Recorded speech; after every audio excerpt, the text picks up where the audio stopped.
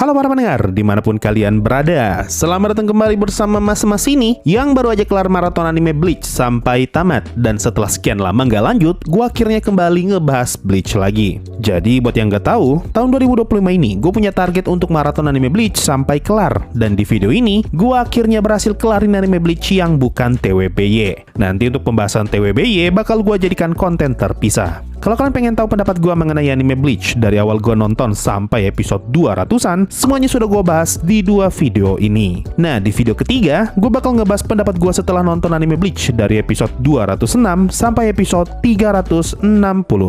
So, tidak usah lama-lama, langsung aja mari kita bahas.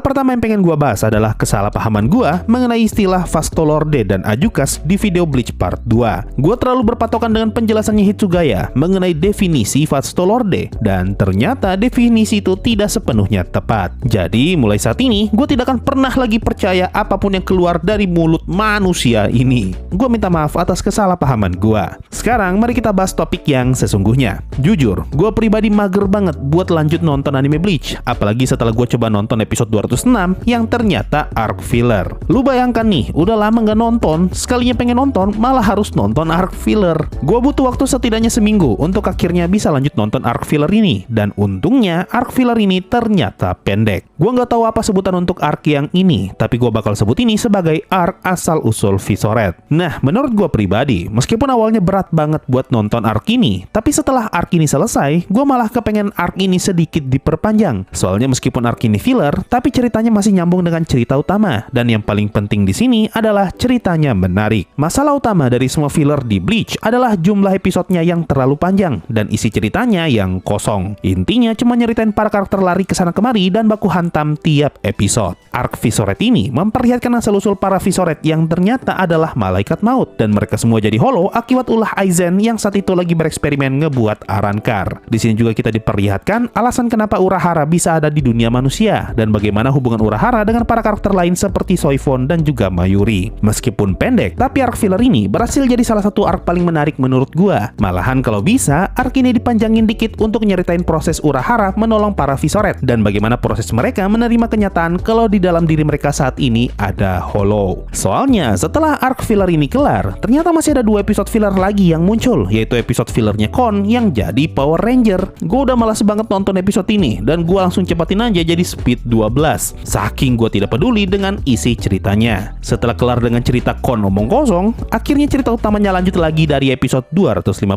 sampai episode 226. Menurut gue pribadi, cerita di bagian ini sama sekali tidak menarik, dan gue sangat bosan nonton bagian ini. Soalnya dari awal sampai akhir, isinya cuma ngeliatin pertarungan antar karakter yang saling ganti-gantian. Awalnya ceritain battlenya Malaikat Maut A lawan Arrancar A yang ngabisin durasi sampai 2 episode. Terus pindah ke pertarungan Malaikat Maut B lawan Arrancar B, begitu terus sampai berepisode-episode. Kerasa banget bagian ini seperti pengen dipanjang-panjangin, makanya setiap pertarungannya diperlihatkan sampai berepisode-episode. Ketika nonton bagian ini, gue langsung teringat dengan battle di anime Frieren ketika Stark dan Vern ngelawan 2 iblis, di mana pertarungan mereka berdua berjalan di saat yang bersamaan. Gua semakin bisa mengapresiasi scene battle itu setelah gua ngeliat bagaimana cara anime Bleach ngebuat scene battle banyak karakter yang terlalu bertele-tele. Satu-satunya scene battle yang bagus di bagian ini hanyalah battlenya si kapten utama ngelawan hollow gabungan dari 3 Arrancar. Itu pun bagus karena battlenya langsung to the point dan tidak dilama-lamain. Si kapten utama datang dan semua musuh yang ada di sana langsung tumbang. Kelar dari sini, masuk ke episode 230, muncul sebuah arc filler lagi yang panjang banget, dan gue sebut ini sebagai arc Zanpakuto. Nah, yang menarik, bagian awal arc ini memperlihatkan Ichigo yang dibangunkan sama Zanpakutonya, dan hal pertama yang gue ingat ketika ngelihat scene ini adalah anime Gintama. Soalnya gue ingat sempat ada episode di Gintama yang mencoba memparodikan intro di arc filler ini. Kesan gue setelah nonton arc ini kurang lebih sama aja kayak nonton arc Bone. Sama-sama capek dan sama-sama emosi. Meskipun arc Bone masih menang dari segi omong kosongnya, arc ini kurang lebih makan jatah 35 episode. Dan menurut gue, arc ini hampir tidak ada ceritanya sama sekali, selain nyeritain para karakter kita yang baku hantam berkali-kali dengan Zanpakuto mereka. Ceritanya baru benar-benar berprogres setelah Muramasa pergi ke dunia manusia dan membangkitkan Koga. Tapi sebelum dari sini, ceritanya cuma mutar-mutar dan baku pukul doang. Satu hal yang gue kesalkan dari cerita filler di Bleach adalah scene battle-nya yang kerasa banget dipanjang-panjangin dengan cara ngebuat karakter yang sama bertarung berkali-kali. Gue sampai enek ngelihat orang-orang itu aja yang bertarung dan orang-orang itu aja yang melawan. Dan puncak kekesalan gue ada di bagian akhir arc ini yang ternyata masih belum selesai. Padahal si antagonis utamanya, yaitu Muramasa dan Koga, sudah kalah. Menurut gue, scene ketika Muramasa kalah sudah cocok untuk jadi penutup dari arc ini. Emosinya sudah dapat, apalagi ketika kita diperlihatkan hujan turun setelah Muramasa kalah. Nah, Muramasa kalah di episode 255 dan arc ini baru kelar di episode 265.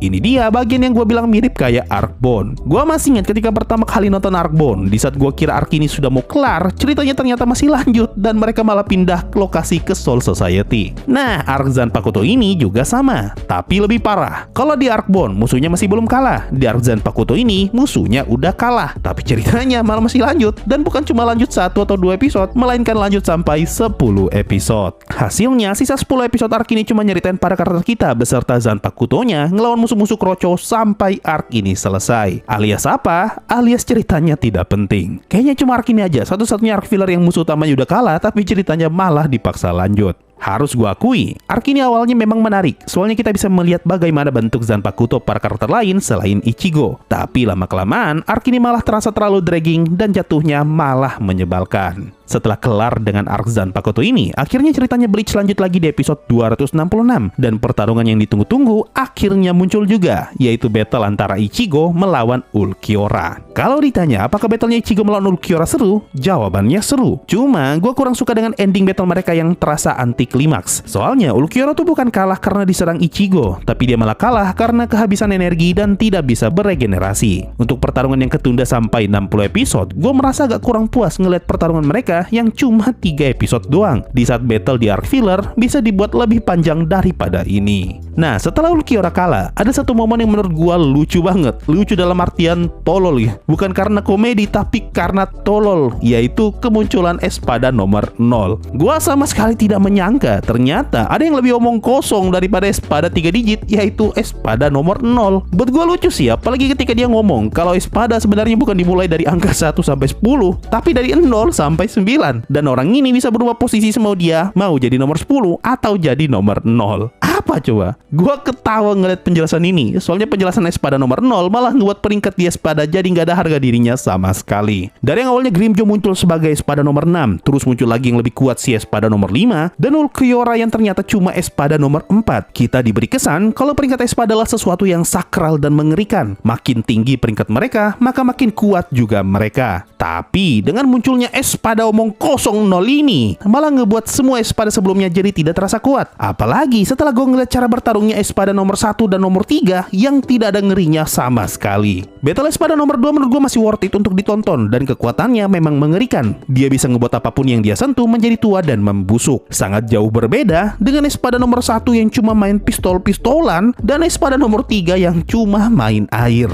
Agak ironi aja ngelihatnya, masa battle Espada nomor 4 sama 8 jauh lebih seru daripada battlenya Espada nomor 3 ke atas. Padahal dari segi peringkat harusnya mereka lebih kuat dan lebih mengerikan. Nah, di bagian ini juga para Visorite akhirnya muncul kembali dan menurut gua kemunculan mereka sudah sangat memuaskan. Meskipun mereka tidak ada gunanya ketika melawan yang mulia beliau Aizen, setidaknya mereka punya peran yang sangat besar ketika ngelawan 3 Espada terkuat dan bukan cuma sekedar numpang lewat. Oke, sudah kelar dengan semua Espadaan ini, akhirnya beliau pun turun tangan. Gua sama sekali tidak peduli dengan battlenya Tosen yang ujung-ujungnya mati bodoh-bodoh. Mending kita bahas beliau yang satu ini. Intinya gue puas banget ngelihat battlenya Aizen. Battle yang betul-betul panjang dan tidak terkesan bertele-tele. Semua orang punya kesempatan untuk melawan Aizen dan tidak ada satupun dari mereka yang bisa ngalahin beliau. Di sini juga akhirnya terungkap kalau Aizen adalah dalang di balik semuanya.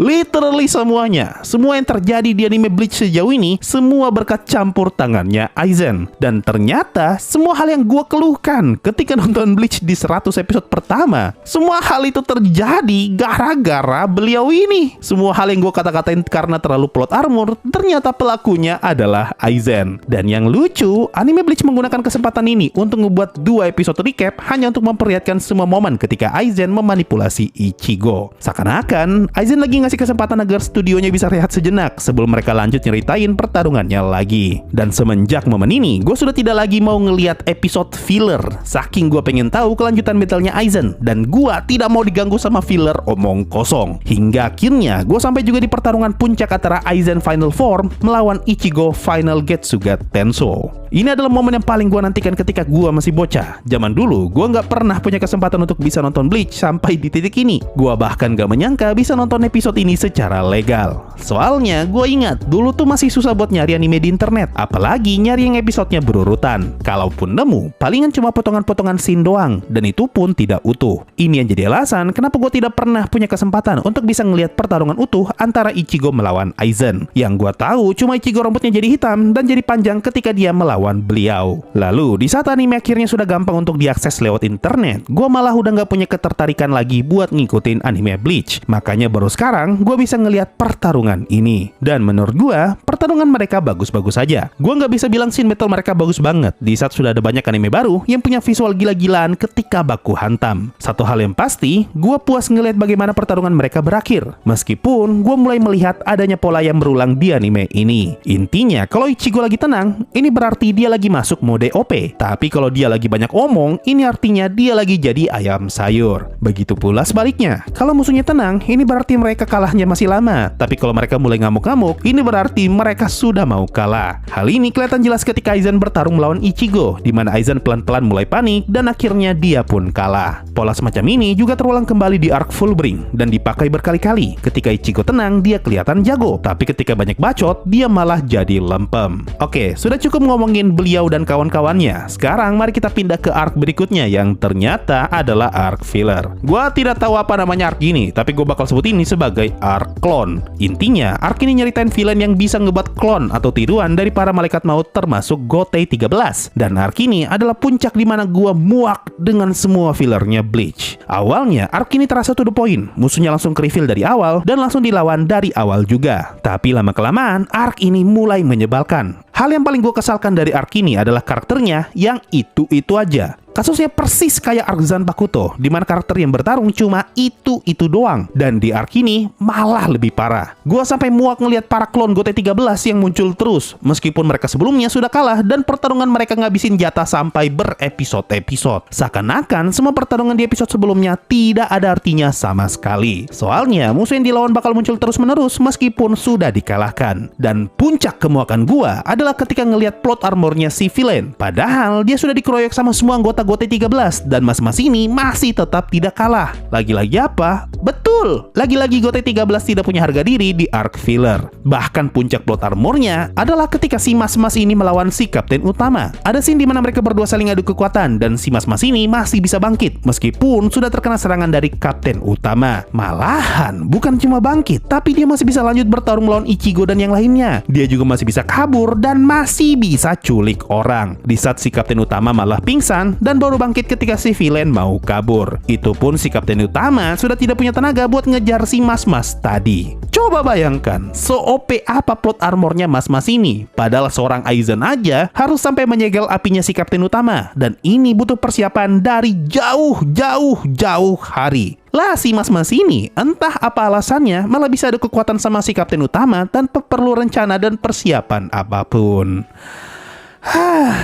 Oke, sudah cukup ngomongin arc clone yang bikin muak. Sekarang mari kita masuk ke arc terakhirnya Bleach, yaitu arc Fullbring. Dan menurut gue pribadi, ini adalah arc terbaik Bleach sejauh ini. Intinya, arc ini bercerita tentang Ichigo yang kehilangan kekuatannya setelah dia bertarung melawan Aizen. Dan di sini dia bakal mempelajari kekuatan baru yang disebut Fullbring demi bisa mengembalikan kekuatan malaikat mautnya. Alasan kenapa gue sebut arc ini yang paling bagus, simpelnya karena ini adalah arc yang paling tidak bertele-tele, tidak kerasa dipanjang-panjangin seperti semua arc sebelumnya, dan semua pertarungannya tidak ada yang sia-sia. Arc ini juga mengingatkan gue dengan episode awal Bleach yang masih ada unsur horornya, dan bukan cuma sekedar anime shonen yang beku hantam. Gue bisa merasakan betapa tersiksanya mental Ichigo di sepanjang arc ini, dan gue bisa ikut merasakan kengerian ketika Ichigo pulang ke rumah, dan semua orang yang dia kenal malah dimanipulasi. Villain di arc ini juga juga menurut gue bagus banget, dan gue jauh lebih suka karakternya Tsukishima sebagai villain dibandingkan Aizen. Yang gue kurang suka dari Aizen adalah karakternya yang terlalu banyak ngomong. Kalau kita tanya satu kalimat ke dia, Aizen bakal jawab dengan satu lembar. Bahkan dia tidak ragu buat ngejelasin semua rencananya ke musuh karena dia yakin rencananya gak bakal hancur meskipun musuhnya tahu. Sepercaya diri itu Aizen dengan dirinya sendiri. Gue gak bilang karakternya Aizen jelek, tapi gue cuma kurang suka dengan tipe karakter yang suka ngomong panjang lebar kayak begini. Di lain sisi, karakternya Tsukishima malah dibuat misterius sepanjang arc Fullbring. Kita bahkan tidak tahu pasti apa kekuatannya Tsukishima, sampai akhirnya terungkap mendekati akhir arc. Hal ini yang buat gue lebih suka sama karakternya Tsukishima dibandingkan Aizen, karena ada rasa penasaran dengan sosok villainnya yang akhirnya ngebuat gue betah untuk nonton sampai akhir. Kayaknya cuma arc Fullbring ini yang betul-betul bikin gue pengen nonton Bleach terus. Dan ketika arc ini selesai, gue malah pengen cepat-cepat lanjut ke TWBY. Tapi takutnya konten ini malah nggak jadi-jadi kalau gue langsung lanjut ke TWBY. Nah itu tadi pendapat gue setelah kelar maraton Bleach sampai tamat part ketiga. Setelah nonton sejauh ini, gue akhirnya setuju dengan semua komentar kalian yang nyaranin gue untuk jangan nonton arc fillernya Bleach. Karena kalau dari awal gue nggak nonton arc filler omong kosong ini, gue pasti udah bisa kelarin anime Bleach dari kapan hari. Soalnya filler di Bleach kurang lebih makan setengah dari total episodenya Bleach. Gue rasa ya, total episodenya Bleach bisa berkurang drastis kalau saja semua episode fillernya dibuang dan semua pertarungan yang bertele-tele dibuat lebih singkat. Mungkin saja animenya Bleach bisa tamat kurang dari 120